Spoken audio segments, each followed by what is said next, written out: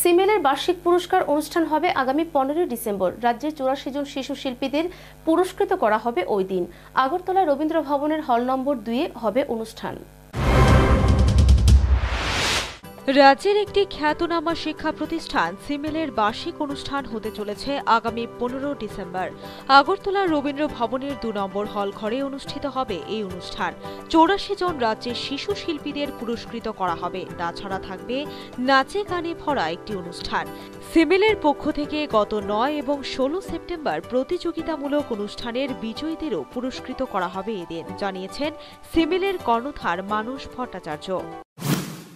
সিমেলের তৃতীয় বর্ষপূর্তি অনুষ্ঠান হচ্ছে 15 ডিসেম্বর 2018 শনিবার বিকেল 5টায়।